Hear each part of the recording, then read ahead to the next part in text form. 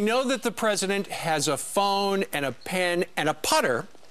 Apparently, he's going to use his pen to essentially come up with executive amnesty.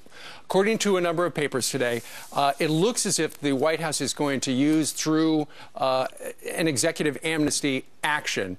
They would issue work permits to millions of illegals in this country with no threat of deportation then. Could be for the parents of legal U.S. citizens. It could be for the parents of dreamer kids. Nonetheless, it could be 5, 6, 7, 8 million illegals could be impacted before the midterms. So we understand the border crisis here. Now also with this turning into a constitutional crisis as lawmakers on the Hill stand up and say, Jeff Sessions, one of them, he got up and talked a lot yesterday about what's going on here. He said, how is this protecting Americans when we have a president working against the law? Our laws say this is not possible. Also, are we protecting American workers, including legal immigrants, he went on to point out. But he actually pointed out again that working people here, the poor working people all over America would not be helped. African Americans would not be helped by this executive order for amnesty and work permits. He said the CBO office said this is a kind of mass amnesty that would cause America's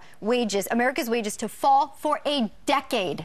Ooh. Stark words there. All right, so what he was basically saying, if we're worried about it being misinterpreted, this new amnesty thing, remember the DREAM Act the president put together and said, if you're here and you were brought here as a kid, you are now you don't have to fear deportation. That message gets to Central and South America. Next thing you know, we got thousands of kids coming to our borders thinking, all I have to do is show up and I can stay here. Now, the parents of kids that were born here now could say, hey, I'm here illegally, but maybe the president's going to let me in. That's going to be misinterpreted, too, in the South. It looks to only exasperate things. But it might be a good thing to do right before the midterm elections if you want to maximize the Hispanic vote for some.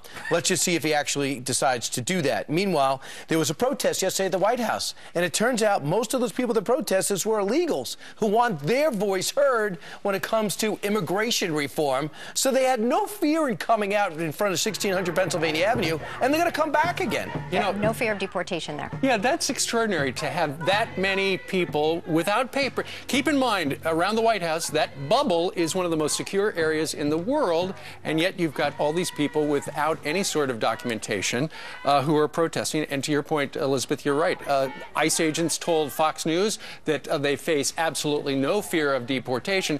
For instance, if somebody got arrested, they'll look into their background, but unless they've got some really hideous, serious criminal record, they would let them go. Some also saying there should be no compromise when it comes to our law. It's written, just follow it. Our National Border Patrol is still working, though, as those who are in charge of the laws and putting them forward are about to set vacation sail as of the end of this week. You know, we actually heard from National Border Patrol Council Vice President Shore Moore, who said, we're not going on break. Congress may be, but we have work to do. This is a crisis. Border Patrol agents, we will be on duty. We don't take 5 weeks off. We will be here doing our jobs, and that includes rescuing people, especially kids who probably don't know survival skills. Well, and what we have heard is, okay, he's talking about the Border Patrol agents. We've heard that 7 in 10 Border Patrol agents essentially are not guarding the border because they're babysitting. Sure. Last week we talked to, you know, you got the Border Patrol there at the border, and then you've got the ICE agents who are in charge of returning people. We had an ICE agent on last week who said essentially that they're not being given any assignments. So they go ahead and they stop some people, but because they are not being given the assignment of returning them, that's the message. You can stay as long as you want. Right. Well, meanwhile, in the big picture, people are looking at the president, and they have the midterm elections now 98 days away, and they're wondering how the president's doing in his competence, which was so strong in 2008, according to the polls. They said, wow, he's so much smarter and more astute and more grounded than President Bush. He had about 80% of the people when polls say this guy is competent.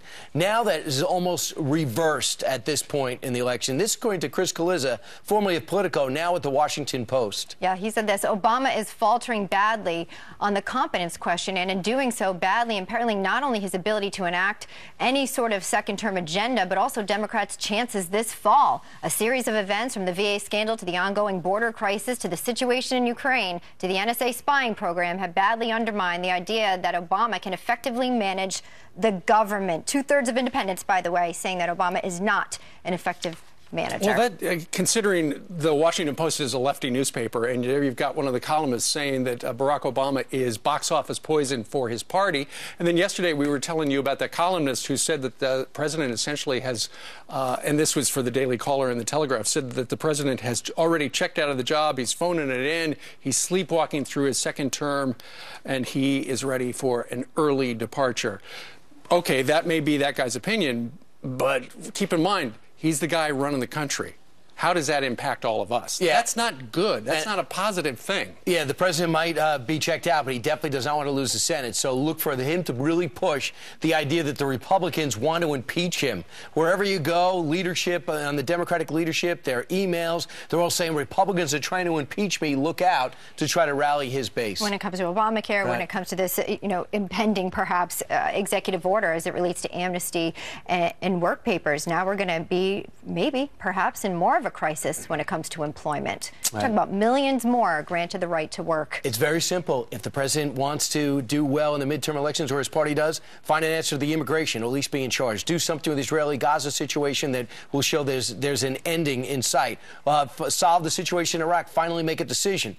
All these issues would restore the president's competence ratings. I don't know. I think it could be a little late on some of that stuff because it's kind of baked into the cake. Is he out of time? Let us know what you think. We're out of time for this segment. Coming up.